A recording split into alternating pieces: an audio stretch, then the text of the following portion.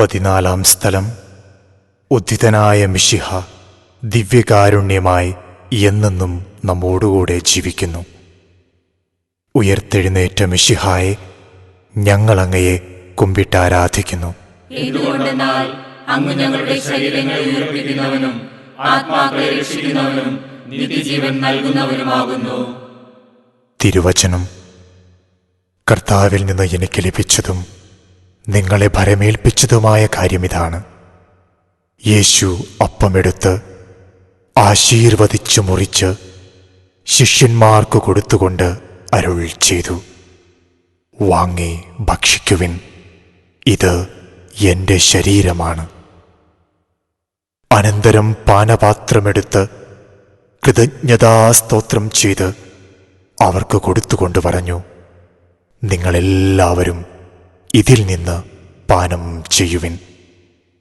ഇത് പാപമോചനത്തിനായി അനേകർക്കു വേണ്ടി ചിന്തപ്പെടുന്നതും പുതിയ ഉടമ്പടിയുടേതുമായ എൻ്റെ രക്തമാണ്. നിങ്ങൾ ഇത് പാനം ചെയ്യുമ്പോഴെല്ലാം എൻ്റെ ഓർമ്മയ്ക്കായി ചെയ്യുവിൻ. നിങ്ങൾ ഈ അപ്പം ഭക്ഷിക്കുകയും ഈ പാത്രത്തിൽ നിന്ന് പാനം ചെയ്യുകയും ചെയ്യുമ്പോഴെല്ലാം കർത്താവിൻ്റെ മരണം അവൻ്റെ പ്രത്യാഗമനം വരെ പ്രഖ്യാപിക്കുകയാണ് ചെയ്യുന്നത്.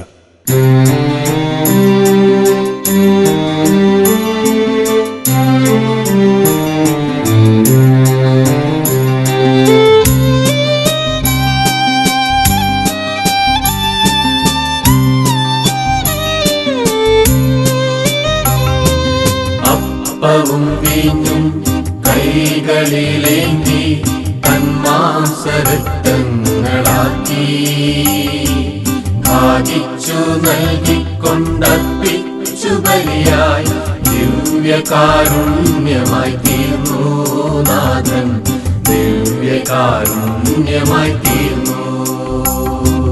പീഡ സഹിച്ചും ക്രൂശിൽ മരിച്ചും നാഥൻ ഉയിർത്തെഴുന്നേറ്റും തിരുലിഖിതങ്ങളും പ്രവചനമൊക്കെയും നിറവേറ്റി മാനുഷർക്കായി നാഥൻ, നിറവേറ്റി മാനുഷർക്കായി.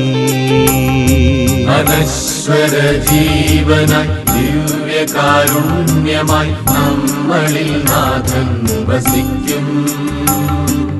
താതനും പുത്രനും ഒന്നായിരിക്കുമ്പോൾ തൃത്വത്തിൽ നമ്മൾ ലയിക്കും.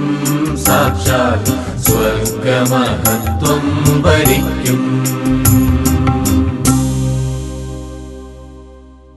നമുക്ക് പ്രാർത്ഥിക്കാം. സ്വർഗത്തിൽ നിന്നിറങ്ങിയ ജീവനുള്ള അപ്പം ഞാനാണ്. ആരെങ്കിലും ഈ അപ്പത്തിൽ നിന്ന് ഭക്ഷിച്ചാൽ അവൻ എന്നേക്കും ജീവിക്കും. ലോകത്തിൻ്റെ ജീവനു വേണ്ടി ഞാൻ നൽകുന്ന അപ്പം എൻ്റെ ശരീരമാണ്. എൻ്റെ ശരീരം ഭക്ഷിക്കുകയും എൻ്റെ രക്തം പാനം ചെയ്യുകയും ചെയ്യുന്നവൻ എന്നിലും ഞാൻ അവനിലും വസിക്കുന്നു. അവസാന ദിവസം ഞാൻ അവനെ ഉയർപ്പിക്കും.